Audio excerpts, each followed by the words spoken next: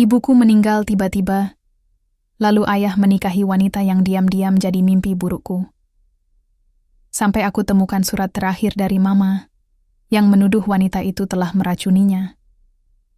Dan dari situ, hidupku berubah selamanya. Dulu, rumah ini hangat. Setiap pagi, ada aroma roti panggang dari dapur. Mama selalu bangun lebih dulu, bukan karena harus, tapi karena dia suka melihat aku membuka mata dan langsung tersenyum karena bau kopi yang harum. Kadang dia cuma duduk di meja makan sambil melipat baju, matanya ngelirik aku yang masih ngucek-ngucek mata dan malas bangun. Tapi dia tetap tersenyum. Senyum hangat yang sekarang cuma ada di ingatan. Mama meninggal 2 bulan yang lalu. Katanya sakit mendadak. Kata dokter serangan jantung, tapi aku masih nggak percaya. Mama itu sehat, aktif, bahkan lebih kuat dari Papa yang sering lupa minum air putih. Tapi hari itu, saat aku pulang dari sekolah, rumah sepi. Lalu kulihat mobil ambulans di depan pagar, dan hari itu, rumah ini berubah selamanya. Sejak Mama nggak ada, rasanya udara di rumah ini dingin. Bukan karena AC, tapi karena sunyi. Dulu, suara Mama bisa memenuhi seluruh sudut rumah. Suara dia nyanyi lagu lawas, suara panci ditaruh di kompor, suara gelak tawa saat kami nonton sinetron bareng. Sekarang, yang tersisa cuma suara langkah kakiku sendiri. Papa, dia berubah juga. Awalnya, aku pikir dia juga sedih seperti aku. Tapi beberapa minggu setelah pemakaman, dia mulai sering keluar malam. Katanya ada urusan kerjaan. Aku tahu dia kerja di kantor properti, dan kadang ada pertemuan malam.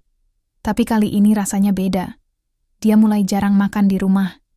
Dia nggak pernah lagi duduk di kursi depan TV, tempat Mama biasa bersandar di bahunya. Lalu datanglah malam itu. Aku lagi baca buku di kamar saat Papa mengetuk pintu. Suaranya agak canggung. Alia, Papa boleh bicara sebentar? Aku mengangguk pelan. Entah kenapa jantungku berdebar. Dan benar saja, kalimat berikutnya membuat perutku mual. Papa rencana mau menikah? Lagi. Henning. Aku nggak tahu harus jawab apa. Rasanya seperti dilempar keluar dari mobil yang lagi jalan kencang. Jatuh, luka, dan kebingungan. Menikah? Akhirnya aku bersuara. Tapi, Mama baru... Iya, Papa tahu. Tapi hidup harus jalan terus, Nak. Papa nggak mau kamu sendirian terus di rumah. Papa juga butuh seseorang yang bisa menemani. Sendirian? Siapa? Yang sendirian. Aku di sini. Aku masih hidup. Tapi kenapa rasanya aku seperti hantu di rumah sendiri? Siapa orangnya? Tanyaku pelan. Nadia. Dia rekan kerja Papa dulu. Nadia. Nama itu terdengar asing. Tapi di saat yang sama, entah kenapa terasa mengusik. Dan benar saja, seminggu kemudian, Nadia datang ke rumah. Wanita itu tinggi, cantik, rapi. Senyumnya manis. Terlalu manis. Dia membawa kue, dan memelukku seolah kami sudah lama dekat. Aku kaku. Rasanya aneh. Rumah yang dulu penuh kenangan Mama. Sekarang disusupi aroma parfum mahal yang bukan milik Mama. Dan ayahku? Dia tertawa. Tertawa dengan Nadia. Di ruang tamu yang dulu jadi tempat kami merayakan ulang tahunku. Aku duduk diam, mengamati 2 orang, dewasa yang seolah lupa kalau baru 2 bulan lalu, ada wanita luar biasa yang pergi dari rumah ini. Malam itu aku menangis diam-diam. Bukan karena Papa ingin menikah lagi, tapi karena semua ini terjadi terlalu cepat, terlalu dingin, terlalu menyakitkan. Aku merasa seperti tamu di rumahku sendiri. Dan entah kenapa, saat Nadia pamit malam itu, dia melirikku. Sekilas. Tatapan yang berbeda dari saat dia tersenyum manis di depan Papa. Bukan tatapan ibu pada anak, tapi seperti seseorang yang akan mengambil sesuatu dan tahu dia akan berhasil. Aku belum tahu apa yang akan terjadi. Tapi sejak hari itu aku yakin, rumah ini tak lagi sama, dan hidupku akan berubah. Aku hanya belum tahu seberapa besar neraka yang akan datang bersama wanita itu. Sejak malam itu, nama Nadia tak pernah benar-benar hilang dari telingaku. Papa menyebutnya sesekali, di telepon, saat sarapan, bahkan saat sedang membetulkan lampu di dapur. Seolah nama itu sudah otomatis menggantikan nama mama dalam percakapannya. Aku mencoba diam, menahan segala rasa yang berkecamuk dalam hati. Tapi setiap kali papa menyebut namanya, rasanya seperti ada yang menusuk pelan-pelan, tajam, tapi enggak, sampai berdarah, hanya nyeri, terus-menerus. Dan hari itu datang lebih cepat dari yang aku bayangkan. Nadia akan pindah ke rumah minggu depan ya, ucap papa sambil menyesap kopi pagi. Santai, seolah yang dia bicarakan hanya soal tukang ledeng atau listrik yang rusak. Aku menatapnya, mencari sedikit keraguan di matanya, tanda bahwa dia sebenarnya tahu ini terlalu cepat, tapi tidak ada. Yang ada hanya wajah puas, wajah orang yang merasa berhasil melanjutkan hidup. Dia tinggal di sini? Tanyaku pelan. Ya. Sekalian biar kalian bisa saling mengenal. Nadia juga bawa anaknya Reno. Seumuran kamu. Jadi bisa jadi teman. Teman? Aku ingin tertawa. Tapi aku juga ingin menangis. Bagaimana bisa seseorang mengganti istri yang baru meninggal dengan begitu mudah? Dan sekarang dia membawa keluarga baru ke rumah ini. Rumah mama. Rumah kami. Minggu itu datang seperti mimpi buruk. Nadia datang dengan koper-koper besar dan senyum yang lebar. Papa membantu menurunkan barangnya, tertawa-tawa seperti baru kembali dari bulan madu. Dan Reno, dia hanya mengangguk singkat padaku, lalu masuk ke kamar tamu tanpa suara. Aku nggak tahu harus senang atau lega karena dia nggak sok akrab. Ini rumah yang nyaman, kata Nadia sambil mengelus meja makan. Cuma, mungkin nanti aku ubah sedikit dekorasinya biar lebih cerah ya. Aku cuma mengangguk, tapi dalam hati, aku ingin bilang, rumah ini sudah cukup cerah sebelum kamu datang dan membawa bayanganmu kemana-mana. Malam pertama mereka tinggal di rumah, aku nggak bisa tidur. Aku dengar suara papa dan Nadia tertawa pelan di ruang tengah, suara piring, suara gelas. Suara yang dulu cuma ada saat mama dan papa bercanda di dapur sambil masak bareng. Dan sekarang, suara itu milik mereka. Esok paginya, aroma dapur berubah. Bukan bau roti panggang dan kopi hangat seperti biasanya. Tapi bau parfum mahal dan suara Nadia menyenandungkan lagu yang nggak pernah ku dengar. Dia bahkan pakai celemek mama. Celana tidurku sampai basah karena aku lupa meletakkan handuk.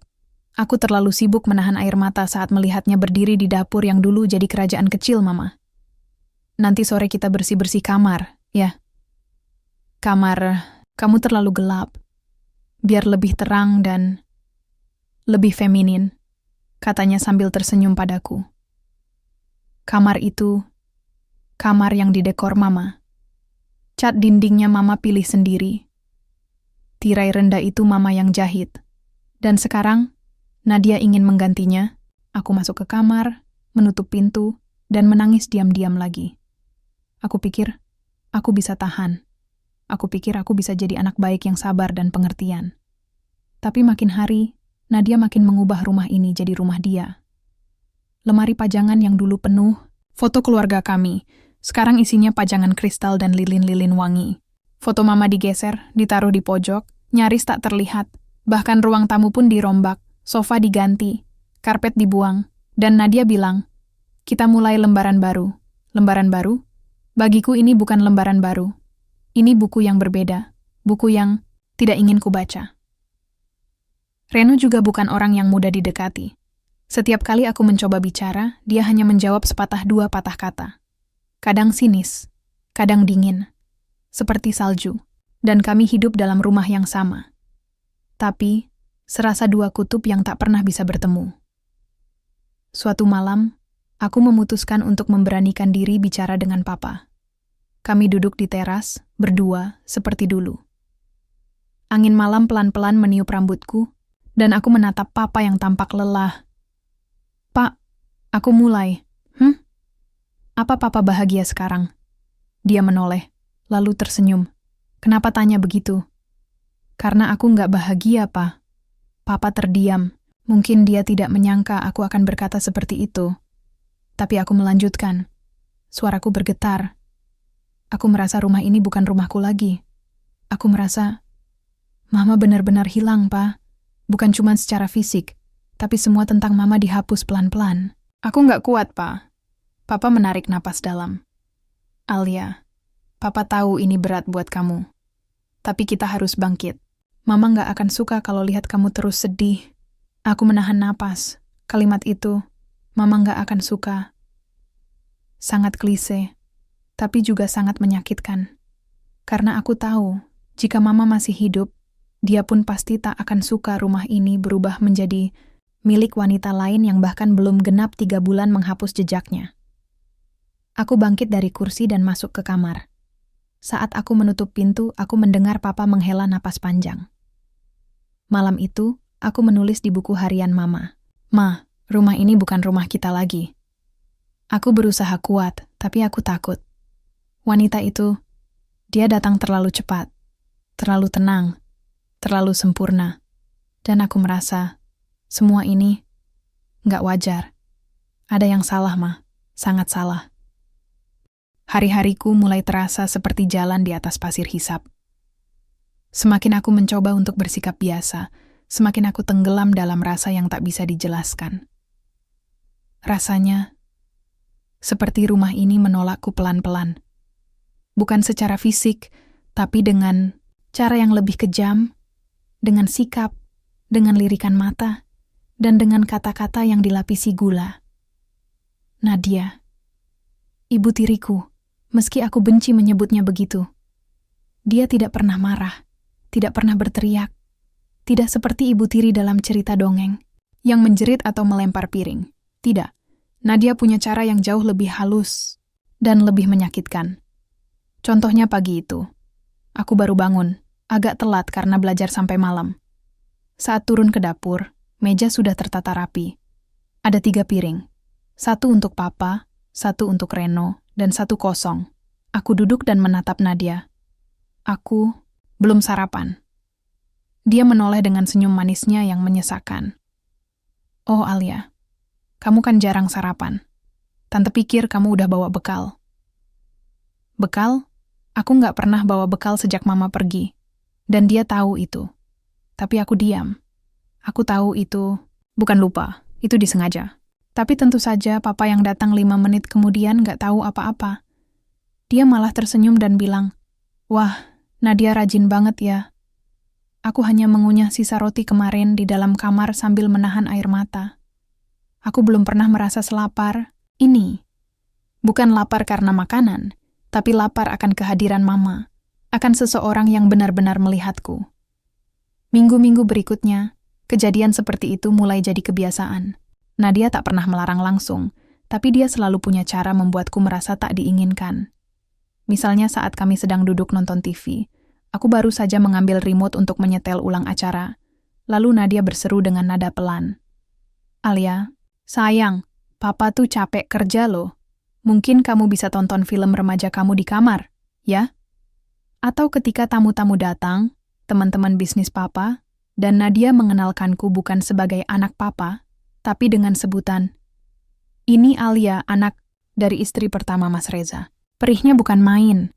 Seolah aku adalah kenangan masa lalu yang disimpan dalam kotak dan hanya dibuka kalau perlu. Dan Reno, dia mulai ikut-ikutan. "Lo tuh anak manja," katanya suatu hari saat kami berpapasan di lorong. "Semua disuapin sama nyokap lo dulu. Wajar aja sekarang kayak ayam kehilangan induk." Aku kaget, tapi lebih kaget lagi saat Nadia muncul dari balik pintu kamar dan hanya diam. Dia mendengar itu, jelas-jelas. Tapi tidak ada teguran. Tidak ada "Reno, jangan bicara begitu." Tidak ada apa-apa. Seolah aku pantas diperlakukan begitu.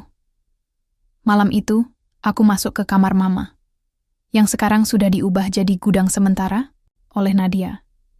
Lemari Mama dikunci. Beberapa baju sudah dimasukkan ke dalam kotak kardus. Tapi aku tahu kunci cadangan lemari itu. Aku membukanya pelan, dan aroma Mama langsung menyergapku. Aku duduk di lantai, memeluk baju lama Mama.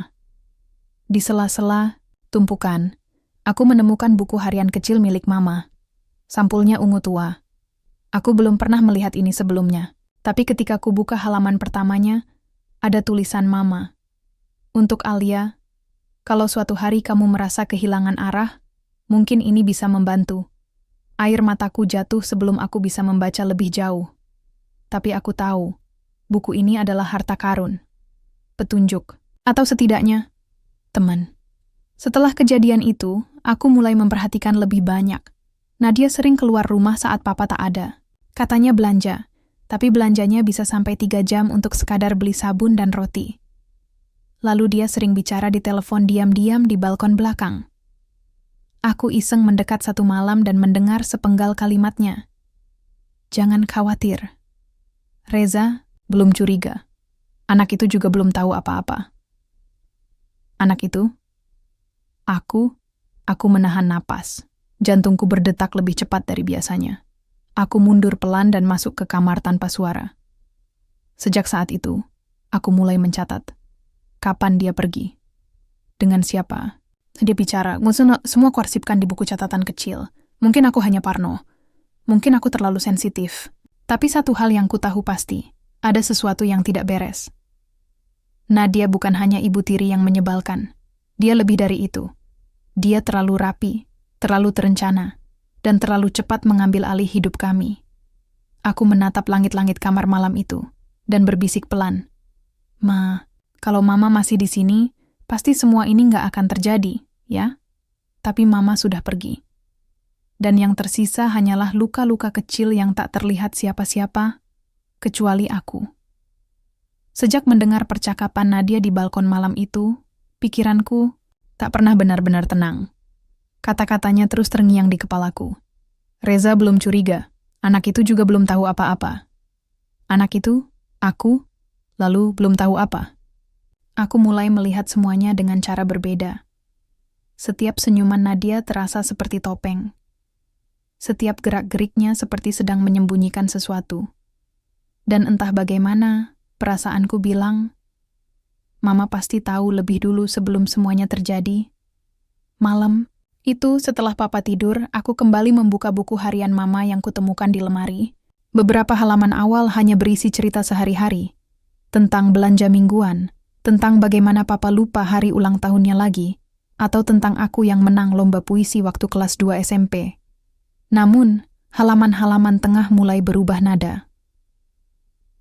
Hari ini aku lihat Reza bicara dengan perempuan itu lagi di kafe dekat kantor. Mereka tertawa terlalu lama untuk ukuran urusan bisnis. Aku tak mau berburuk sangka, tapi hatiku tidak bisa bohong. Nadia. Namanya Nadia. Wanita itu selalu membuatku merasa seperti orang asing di kehidupan suamiku sendiri. Napas aku tertahan. Jadi, Mama tahu, aku terus membaca. Tanganku sedikit gemetar, jantungku berdetak makin kencang. Di halaman berikutnya, Mama menulis lagi. Aku mulai sakit akhir-akhir ini. Mual, pusing, sering muntah, dan perutku terasa aneh. Reza bilang mungkin maag, tapi rasanya lebih dari itu. Aku sudah ke dokter 2 kali, tapi hasilnya selalu samar. Seperti tubuhku menolak sesuatu. Entahlah, aku mulai curiga. Terlalu sering makan dari luar, tapi semua makanan di rumah selalu aku yang masak. Kecuali beberapa kali Nadia datang dan membuatkan cemilan. Aku menutup buku harian itu pelan-pelan. Tanganku dingin. Suasana kamarku terasa berubah. Ganjil. Aku merasa seperti sedang duduk di atas lubang besar yang siap runtuh kapan saja. Mulai saat itu, aku menyusun rencana. Aku butuh informasi lebih banyak soal Nadia. Dulu dia siapa, dari mana asalnya, dan bagaimana dia bisa dekat dengan Papa. Aku ingat pernah dengar kalau Nadia dulu kerja bareng Papa di proyek properti. Tapi tak pernah ada yang bilang lebih jauh. Keesokan harinya, sepulang sekolah, aku mampir ke toko fotokopi tempat temanku kerja paruh waktu. Namanya Nisa. Kami sudah dekat sejak SMP, dan aku tahu dia pernah bantu-bantu di apotek milik pamannya. Bisa, tolong cariin informasi soal racun yang gejalanya mirip maag dan gangguan lambung? Tanyaku hati-hati. Nisa menatapku curiga. Loh, kenapa? Siapa yang kamu curigai? Jangan bilang kamu mau bikin cerita detektif. Aku tersenyum tipis. Bukan, cuma penasaran aja. Ada yang bilang keluarganya meninggal karena penyakit lambung, tapi aneh banget gejalanya. Dia berpikir sebentar, lalu mengangguk. Oke, aku bantu cari. Tapi kamu harus janji cerita jujur nanti. Aku hanya mengangguk, walau aku tahu, mungkin aku belum siap cerita semuanya. Malamnya, aku juga mulai menyelidik dari sisi lain. Aku ingat email mama masih aktif di laptop tua milik beliau. Untungnya passwordnya masih sama, tanggal lahirku. Aku buka inboxnya dan menemukan banyak pesan dari bank, toko online, dan email lama dari papa. Tapi satu folder menarik perhatianku. Folder bertajuk Nadia. Tanganku gemetar saat membukanya. Di dalamnya, ada tangkapan layar dari akun media sosial, akun yang sekarang sudah tidak aktif, berisi foto papa dan Nadia yang terlihat akrab di sebuah resort. Aku lihat tanggal unggahnya, 2 bulan sebelum mama meninggal. Aku juga menemukan lampiran PDF berisi transaksi keuangan. Salah satunya transfer dari rekening papa ke rekening atas nama Nadia. Nominalnya tidak kecil. Dan frekuensinya cukup sering. Semua mulai mengarah ke satu benang merah. Nadia sudah ada dalam hidup kami bahkan saat mama masih hidup. Dan bukan sekadar rekan kerja biasa. Besoknya, Nisa memberi kabar. Dia menunjukkan brosur medis dan catatan lama dari apotek pamannya. Ada beberapa jenis racun lambat yang efeknya mirip banget sama sakit maag atau gastritis. Salah satunya bisa dicampur di makanan, dan baru bereaksi setelah akumulasi selama beberapa minggu. Aku menatap daftar itu. Salah satu nama racun itu cocok dengan gejala mama yang kutulis dari buku harian. Aku mulai gemetar. Semua ini terlalu cocok untuk dibilang kebetulan. Dan yang lebih menakutkan, semuanya kembali ke satu nama, Nadia. Malam itu, untuk pertama kalinya, aku memandangi Nadia saat makan malam dengan perasaan berbeda. Dulu aku hanya membencinya karena dia mengusir bayangan mama dari rumah ini. Tapi sekarang, ada rasa takut. Ada rasa jijik. Ada rasa curiga. Bagaimana kalau dia bukan hanya mengambil papa?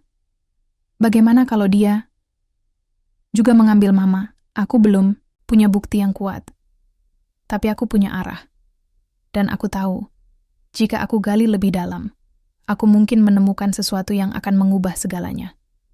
Tapi aku juga sadar, semakin dekat aku dengan kebenaran, semakin besar risikonya. Dan mungkin, semakin berbahaya. Ada yang berubah dariku, aku bisa merasakannya. Dulu aku pulang sekolah dengan langkah malas, berharap waktu cepat berlalu sampai besok pagi. Tapi sekarang, aku pulang dengan dada penuh api.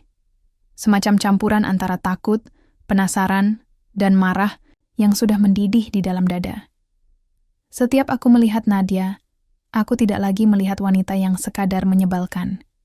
Tidak. Aku melihat ancaman. Senyumannya masih manis.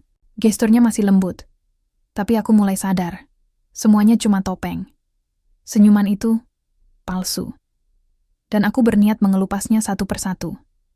Aku mulai main aman. Aku tak lagi melawan terang-terangan. Aku belajar satu hal dari buku harian mama. Kalau kamu tahu musuhmu diam-diam, kamu punya keunggulan. Jadi aku mulai bersikap biasa. Bahkan manis kalau perlu. Aku memanggilnya tante lagi. Aku ikut bantu cuci piring. Kadang pura-pura nanya soal skincare atau masakan. Dan dari situ, aku mulai dapat celah. Satu sore, Nadia lagi duduk santai di ruang tamu. Aku iseng duduk di sebelahnya, bawa-bawa majalah. Lalu pura-pura membuka obrolan. Tante, dulu tante kerja bareng papa ya? Dia melirikku. Iya, kok nanya? Iseng aja.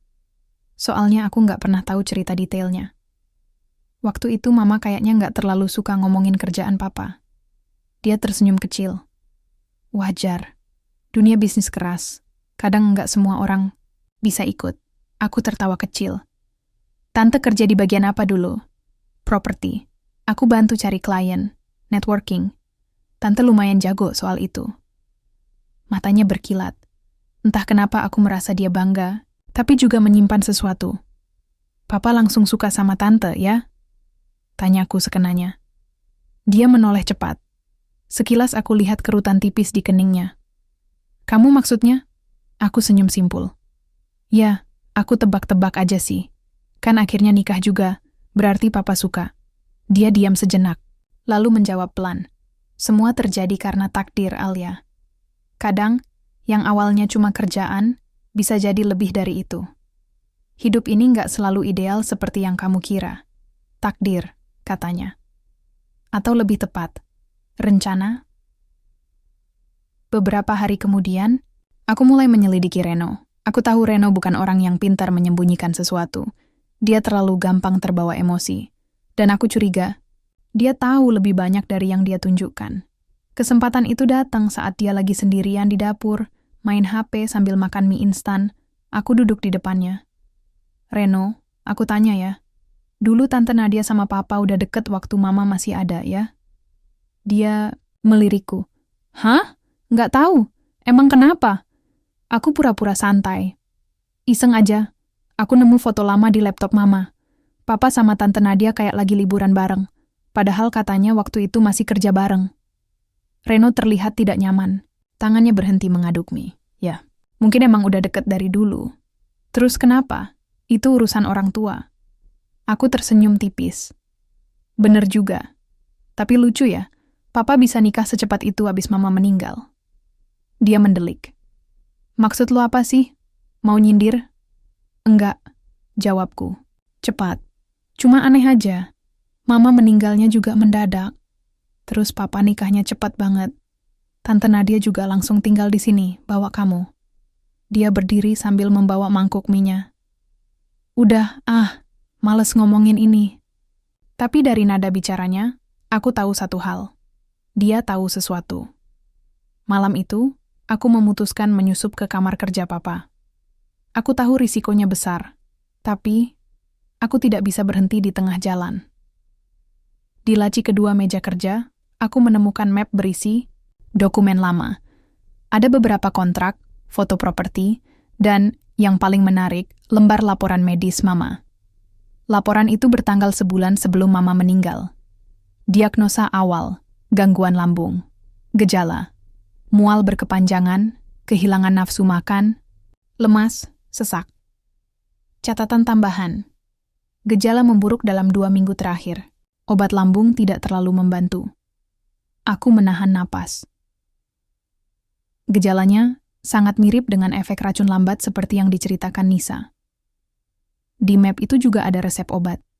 Dan di bagian bawahnya, ada catatan tulisan tangan Mama.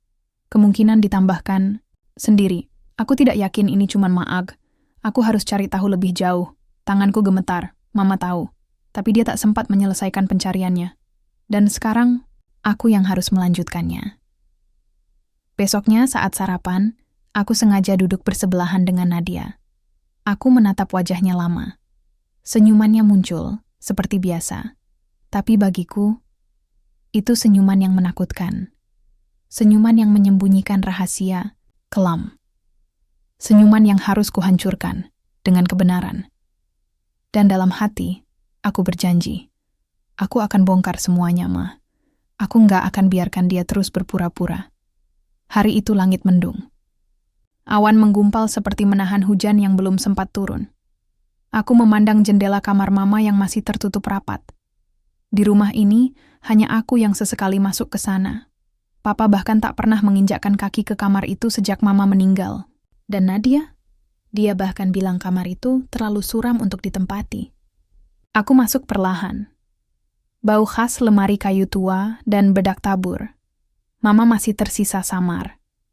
Tanganku menyusuri lemari, membuka satu persatu laci, mengecek di balik rak buku.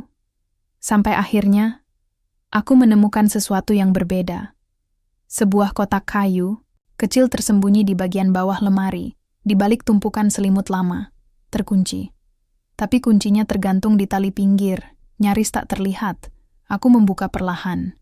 Di dalamnya, surat, satu surat. Kertasnya menguning, ditulis tangan Mama. Tanganku gemetar waktu membuka lipatan itu. Aku membaca perlahan. Kalimat demi kalimat menancap seperti duri di dadaku. Untuk Alia, jika kamu membaca surat ini, berarti ibu sudah tidak ada. Ibu tahu ini terlalu dini, terlalu mendadak, terlalu membingungkan. Tapi ibu merasa harus menulis ini karena hati ibu tidak tenang. Ibu tahu sesuatu yang salah terjadi. Bukan hanya soal penyakit ibu yang datang tiba-tiba, tapi juga soal hubungan papa dengan wanita bernama Nadia. Ibu sudah lama mencurigai hubungan mereka. Awalnya ibu pikir hanya urusan kantor, tapi terlalu sering mereka pergi bersama. Ibu pernah lihat pesan singkat Nadia di ponsel papa, nada mesra, terlalu akrab.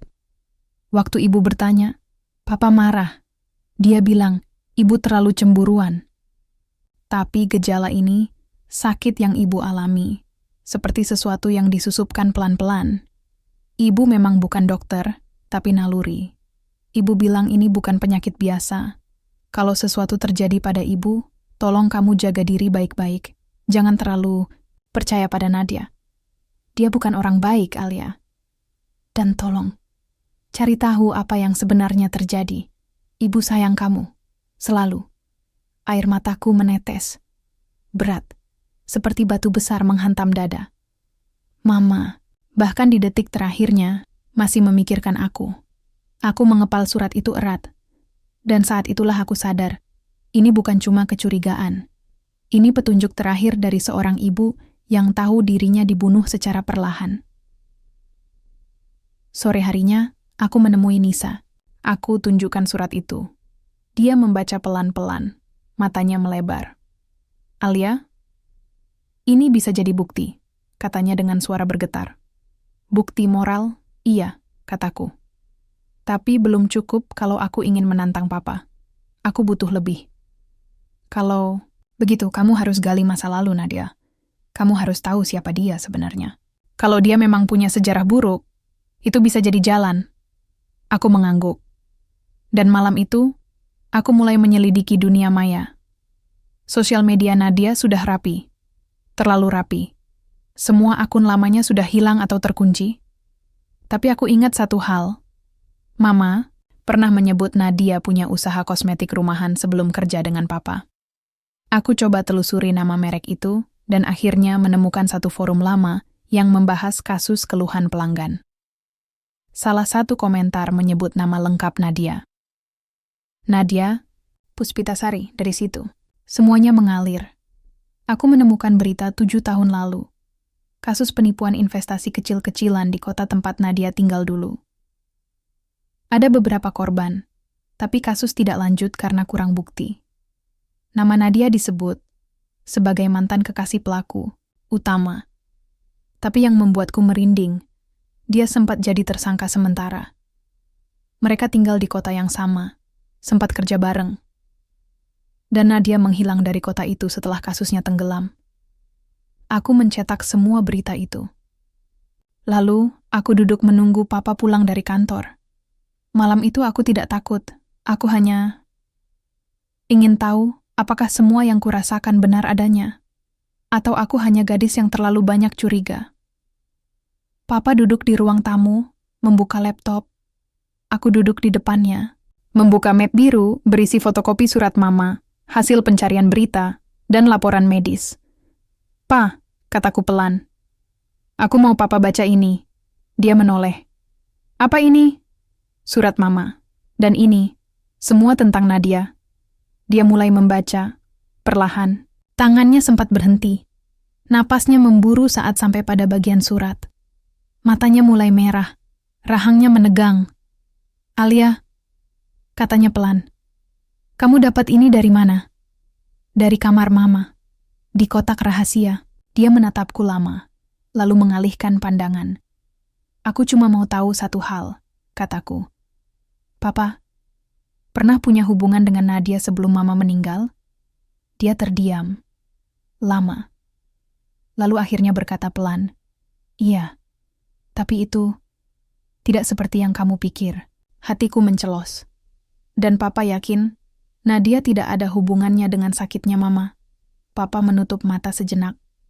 Dulu aku juga curiga. Tapi aku buang pikiran itu jauh-jauh. Aku terlalu takut mengakuinya, bahkan pada diriku sendiri. Tangisku pecah. Bukan karena kaget, tapi karena pengakuan itu terlalu telat. Di kejauhan aku mendengar langkah kaki. Nadia berdiri di ambang pintu. Wajahnya pucat. Matanya menusuk tajam ke arahku dan papa. Jadi, kalian sudah mulai main hakim sendiri? Katanya dingin. Papa berdiri. Nadia, jelaskan semuanya. Sekarang. Dan di sanalah, konflik rumah kami meledak. Semua topeng mulai lepas. Semua yang selama ini tersimpan, siap terbuka. Suasana ruang tamu saat itu seperti medan perang. Tak ada yang bicara selama hampir 1 menit. Hanya suara detak jam dinding dan napas kami yang tidak beraturan. Nadia berdiri di ambang pintu, mengenakan daster satin berwarna merah marun. Bibirnya masih menggunakan lipstik, seperti baru pulang dari luar. Tapi wajahnya bukan wajah yang biasa. Tidak ramah, tidak lembut. Wajah itu tajam, siap menikam siapa saja yang berani menyentuh masa lalunya. Papa masih berdiri di sebelahku, kaku. Map biru berisi dokumen dan surat mama masih terbuka di meja. Apa maksud semua ini, Nadia? Tanya papa, nadanya tegas, tapi ada gemetar halus yang kutangkap. Nadia menyipitkan mata. Kamu menggali masa lalu yang sudah kukubur, hanya karena omongan anak kecil ini? Aku bangkit berdiri. Anak kecil ini punya bukti. Mama tahu ada yang aneh sebelum dia meninggal. Dan aku juga tahu siapa kamu dulu. Nadia mendecak. Tahu dari mana? Internet? Forum gosip? Bukan gosip, jawabku cepat. Berita resmi. Kamu pernah jadi tersangka kasus penipuan di kota tempat kamu dulu tinggal. Kamu kabur ke sini, lalu masuk ke kehidupan keluarga kami lewat papa. Wajahnya mulai berubah. Tapi itu belum semua. Aku lanjut, menahan air mata. Aku tahu kamu sudah dekat dengan papa bahkan sebelum mama meninggal. Kamu bukan hanya rekan kerja. Kalian punya hubungan. Dan mama tahu, dia nulis semuanya. Papa menoleh pelan ke arah Nadia. Apa itu benar? Kamu memang pernah terlibat kasus? Nadia terdiam, lalu tertawa kecil. Kamu sungguh polos ya, Mas. Seolah kamu sendiri bersih. Jangan lupa, kamu juga bagian dari semua ini. Papa mengerutkan dahi. Apa maksudmu? Dan disinilah plot besar yang selama ini tersembunyi mulai menganga. Aku memang dulu pernah dituduh, kata Nadia. Tapi semua kesalahan itu bukan milikku. Mantan pacarku yang bawa lari uang orang. Aku cuma jadi kambing hitam. Dan waktu aku datang ke Jakarta, aku cuma ingin kerja. Tapi semua berubah karena satu hal. Kamu, Mas. Kamu yang mulai mendekati aku. Kamu yang mulai memberi lebih. Dan waktu aku tahu istrimu sedang sakit, aku tahu ada celah di sana. Aku terperangah. Kamu mencelakai mama? Suaraku bergetar. Nadia tersenyum miring. Aku tidak pernah menyentuh ibumu secara langsung. Tapi aku tahu dia tidak kuat. Sedikit saja stres, dia drop. Dan waktu dia mulai mencurigai aku tinggal pasang wajah polos. Selebihnya, biar waktu yang kerja. Aku mengepal tangan. Tapi belum sempat bicara, Reno tiba-tiba muncul dari tangga atas. Apa-apaan ini ribut-ribut? Dia menatapku, lalu Nadia. Mama? Nadia menatap Reno dengan isyarat cepat. Masuk ke kamar. Tapi aku melangkah maju. Tunggu, Reno juga harus dengar.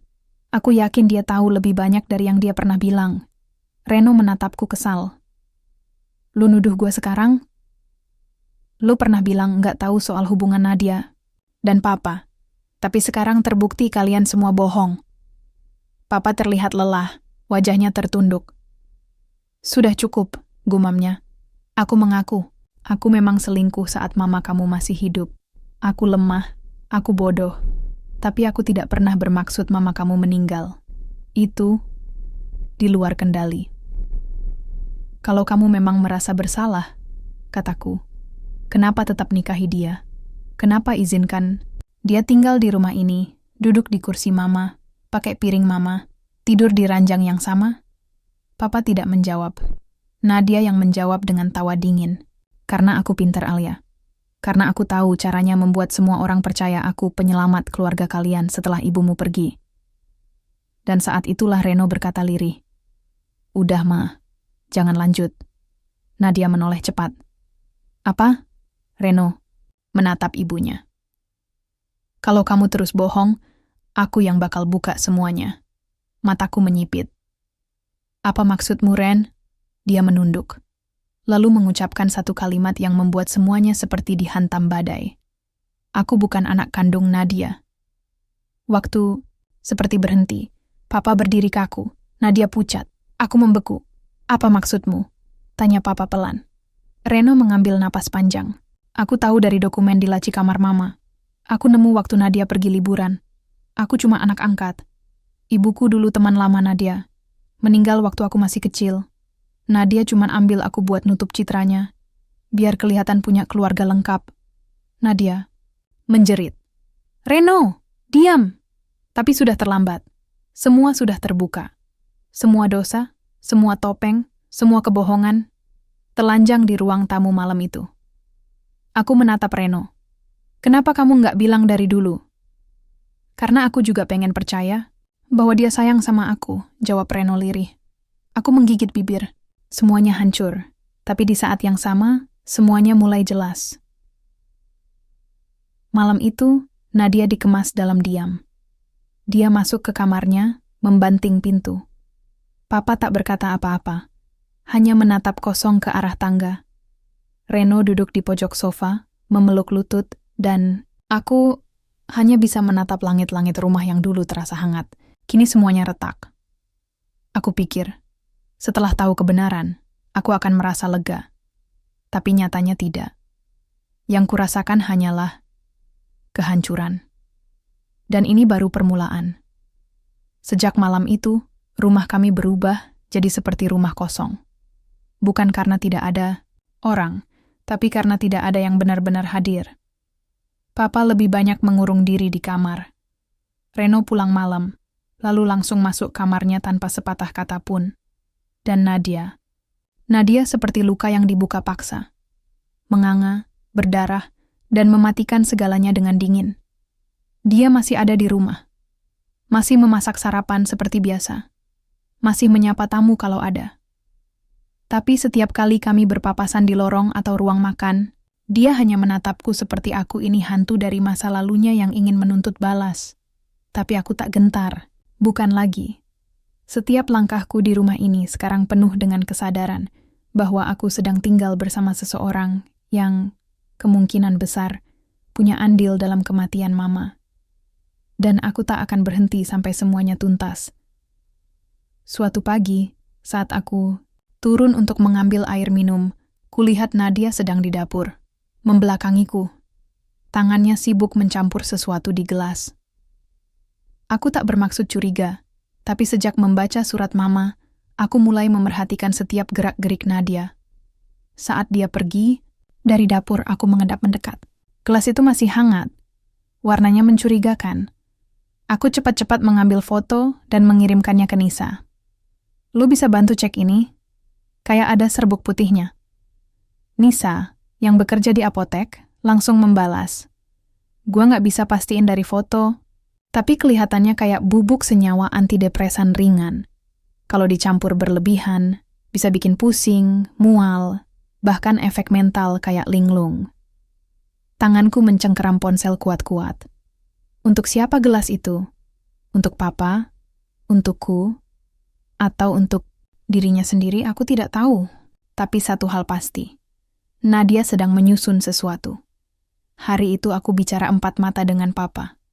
Aku masuk ke kamarnya tanpa ketukan. Papa harus bicara denganku. Sekarang. Dia duduk di tepi ranjang, menatap kosong ke arah jendela. Pa, Nadia, masih di sini. Masih bersikap seolah-olah semuanya baik-baik saja. Tapi dia nggak berubah. Dia cuma menyiapkan serangan baru. Papa menunduk. Papa tahu. Tapi Papa nggak tahu harus bagaimana. Pisahkan dia dari kita. Suruh dia pergi. Atau Papa yang pergi. Aku nggak bisa tinggal satu atap sama orang yang mungkin udah membunuh Mama. Papa memejamkan mata. lalu pelan-pelan membuka laci meja samping tempat tidur, mengambil sesuatu, sebuah flash disk. Apa ini? Isinya rekaman CCTV rumah lama kita, katanya pelan. Rekaman ini disimpan teknisi waktu dulu alatnya rusak. Baru kemarin dia hubungi papa, katanya baru nemu file lama. Tanganku gemetar waktu menerimanya. Jadi, ini bisa jadi bukti? Papa mengangguk, dan malam itu aku dan Nisa menonton rekaman itu di laptopnya. Terpotong-potong blur, kadang hitam putih. Tapi cukup jelas untuk melihat. Satu klip menunjukkan Mama duduk di ruang makan, sendirian, memegang perutnya. Beberapa menit sebelumnya, terlihat Nadia, yang kala itu masih disebut rekan kerja, menaruh cangkir teh di meja. Mama meminumnya, lalu 5 menit kemudian mulai limbung dan jatuh dari kursi. Aku tak bisa menahan air mata. Nisa menatapku. Ini bisa kamu bawa ke polisi, Li, setidaknya untuk investigasi awal. Tapi hatiku gamang. Karena kalau aku bawa ini ke polisi, bukan cuma Nadia yang kena, Papa juga akan dimintai keterangan. Reno bisa ikut terseret, dan aku akan benar-benar kehilangan rumah ini. Esoknya, aku duduk di taman belakang, satu-satunya tempat yang masih terasa seperti milik Mama. Angin bertiup lembut, tapi hatiku sesak. Lalu Reno duduk di sampingku tanpa bicara. Beberapa menit hening, lalu dia membuka suara. Kalau lo laporin Mama, gue gak akan bela dia. Aku menoleh kaget. Maksud lo, aku udah cukup. Dia gak pernah sayang sama aku. Dia cuma pakai gue buat nutup masa lalunya. Aku tahu itu. Dari dulu. Aku menggigit bibir. Maaf, Reno. Gak usah minta maaf. Cuma, kalau nanti semuanya meledak, kita mungkin gak akan bisa balik ke titik awal. Lu siap? Aku mengangguk pelan. Lebih baik kehilangan semuanya, daripada hidup di rumah penuh kebohongan. Dan malam itu aku berdiri di depan Papa dan Nadia, membawa flash disk di tanganku. Besok aku ke kantor polisi, kataku. Papa hanya menunduk, matanya kosong. Nadia menatapku seperti akan menerkam. Kalau kamu pikir kamu menang, Alia, katanya, pelan tapi dingin. Kamu belum tahu apa-apa. Aku tak gentar.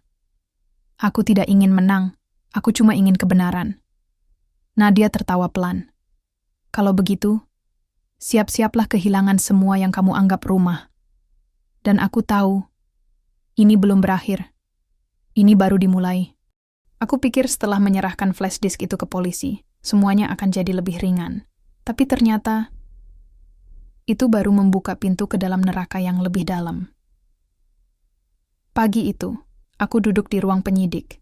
Tanganku berkeringat dingin saat polisi membuka file rekaman dan mencatat keterangan dariku. Jadi, Saudari Alia yakin bahwa wanita dalam video ini adalah Nadia, ibu tiri Anda? Aku mengangguk. Dan saat kejadian, ibu kandung Anda masih hidup dan berada dalam kondisi sakit? Ya, tapi keadaannya mendadak memburuk setelah itu. Polisi mencatat semuanya. Mereka bilang akan memulai penyelidikan, memanggil saksi, dan memverifikasi kebenaran video. Tapi aku tahu, proses ini akan panjang. Dan saat aku pulang ke rumah, semuanya sudah berubah. Pintu rumah dikunci dari dalam. Saat aku mengetuk, yang membukakan pintu adalah seorang satpam, bukan satpam kompleks, tapi orang asing. Ada perlu apa, Mbak? Aku terbelalak. Ini rumah saya. Maaf, kami hanya jalankan perintah. Semua akses ke rumah ini untuk sementara dikendalikan oleh Ibu Nadia atas kuasa hukum.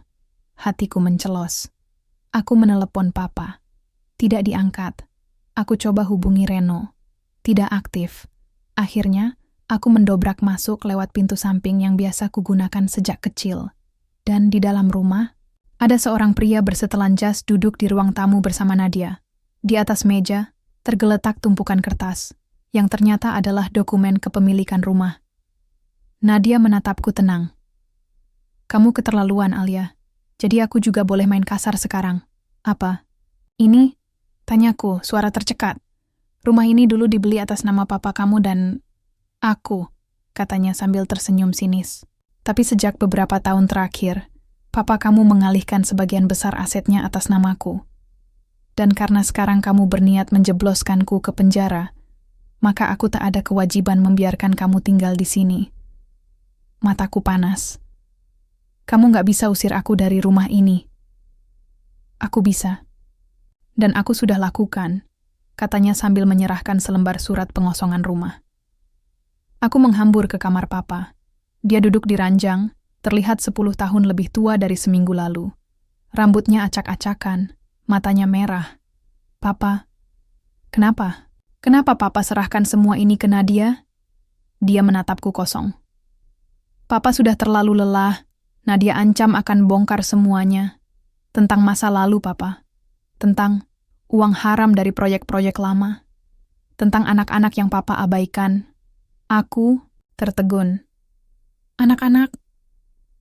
Papa dulu pernah punya anak dari perempuan lain sebelum nikah sama mama kamu. Papa pikir urusan itu sudah selesai. Tapi Nadia tahu. Dia pakai itu buat mengendalikan papa. Aku merasa kepalaku berputar. Jadi, kamu biarkan dia kuasai semuanya demi menutup aib papa? Papa tidak menjawab. Dan aku tahu jawabannya. Sore, itu aku mengemas barang. Bukan karena aku menyerah. Tapi karena aku sadar, kalau aku tinggal lebih lama di rumah ini, aku akan benar-benar hancur. Rumah yang dulu penuh tawa dan kenangan kini hanya berisi ancaman dan kebohongan. Reno menyusulku ke depan pagar. Lo yakin mau pergi? Daripada gue tinggal di rumah yang isinya cuma racun, mending gue bernapas di tempat lain. Dia menunduk. Kalau lo butuh tempat tinggal sementara, gue punya teman yang bisa bantu. Aku tersenyum samar. Makasih, tapi gue bisa urus sendiri. Reno menatapku agak lama, lalu berkata pelan. Gue juga mau keluar dari rumah ini. Gue gak tahu siapa diri gue lagi kalau terus hidup di bawah bayangan Nadia. Aku menepuk pundaknya. Gue gak akan nyalahin lo, Ren. Lo juga korban. Beberapa hari berlalu. Aku tinggal di rumah kontrakan kecil yang jauh dari pusat kota. Tapi ada ketenangan di sana. Untuk pertama kalinya, aku bisa tidur tanpa takut racun di sarapan, atau kamera tersembunyi, atau tatapan penuh benci. Namun ketenangan itu tak bertahan lama. Suatu malam, Nisa datang tergopoh-gopoh sambil membawa surat. Li, lo harus baca ini. Surat itu dari pengacara Nadia Tunisinya, gugatan balik atas pencemaran nama baik dan tuduhan tanpa bukti valid. Nadia menggugatku. Dan kalau sampai aku kalah, bukan hanya aku akan masuk penjara, tapi juga kehilangan hak waris dari rumah dan bisnis papa. Aku terduduk. Jadi ini rencananya, bikin gue terlihat gila, supaya semua bukti gue dianggap fitnah. Nisa mengangguk. Pelan. Tapi kita belum kalah. Video itu cukup kuat untuk jadi bukti awal. Dan kita masih bisa gali lebih banyak. Aku mengangguk. Tidak akan menyerah. Di akhir bab ini, Alia menyadari bahwa perjuangan melawan kejahatan bukan hanya soal bukti, tapi juga soal keberanian bertahan saat semua orang berbalik arah. Dia bersumpah, walau harus kehilangan segalanya, dia tidak akan membiarkan Mama pergi tanpa keadilan. Bab selanjutnya, bab 10, rumah tanpa nama, semua akan mencapai akhirnya. Persidangan dimulai. Kebenaran yang tersembunyi akhirnya terungkap di ruang sidang. Tapi akhir cerita tidak datang tanpa luka. Alia akan belajar arti kehilangan, berdamai, dan membangun hidupnya kembali. Meski dari puing-puing. Hari itu, ruang sidang penuh. Wartawan, pengacara, dan orang-orang yang bahkan tak kukenal datang menyaksikan. Papa duduk di bangku saksi, wajahnya letih. Reno menatap lurus ke depan, tak banyak bicara. Nadia duduk di samping, pengacaranya, berdandan rapi, wajah datar seolah semua ini hanya drama kecil yang akan ia menangkan dengan mudah.